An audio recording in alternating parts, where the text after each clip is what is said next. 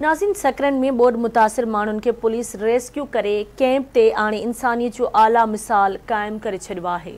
उन हवाले से असां वीडियो लिंक ते मौजूद है गुलाम कादिर चांडियो।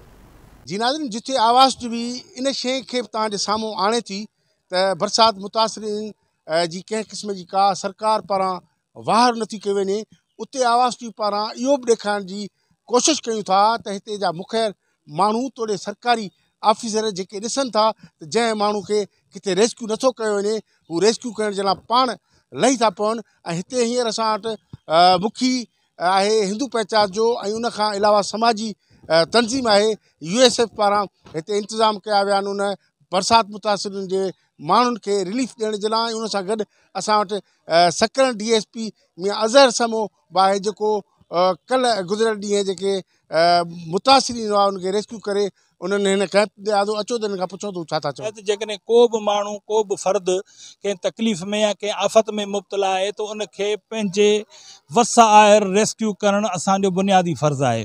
केतिरनि ई ॿारनि खे, केतिरनि ई औरतुनि खे, ऐं अलहमदुलिल्लाह केतिरा ई माण्हू जेके पाणी जे अंदरि फाथल हुआ उन्हनि खे असां पंहिंजे हथनि ते खणी करे उन्हनि खे सरकारी गाॾियुनि में विझी, पुलिस जी गाॾियुनि में विझी हिते हिन कैंप ते पहुचायो आहे। ऐं उन्हनि जी परघोर सार संभाल रहण जे लाइ हिते जा जेके मुखियर हज़रात आहिनि उन्हनि खे बि असीं बार बार अपीलूं करियूं पिया। जूतनि समेत कपिड़नि जो न ख्यालु कंदे उन में घिड़ी करे उन्हनि गुरुकुला जेका किलियत बिरादरी उनखे कठे करे पंहिंजी गाॾियुनि में सकंदो हिते इन स्कूल में ते रेस्क्यू कयो।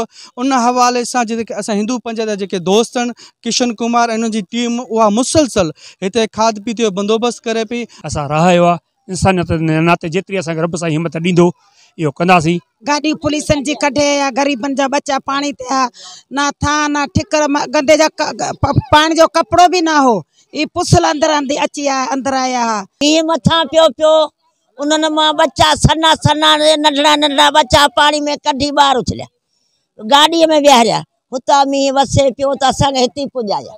जी नाज़रीन, हिते अवां उन माण्हुनि जूं ॻाल्हियूं ॿुधियूं जिन खे सकरन पुलिस पारां DSP मियां अज़हर समूह जी अॻुवाणी में रेस्क्यू करे हिन कैंप ते आंदो। ऐं उन्हनि माण्हुनि जूं तव्हां ॻाल्हियूं ॿुधियूं जेके मुखियर माण्हू आहिनि जेके उन मिसकीन ग़रीब बेपहुच माण्हुनि खे खाधो ॾियनि था। ऐं उमेद त ईअं ई जीअं सकरन में उहे मुखियर माण्हू कनि था ईअं ई सॼी सिंध में अहिड़े क़िस्म जा मुखियर किरदार साम्हूं ईंदा। कैमरामैन मोर चांडियो सां गॾु गुलाम कादिर चांडियो, आवाज़ TV न्यूज़।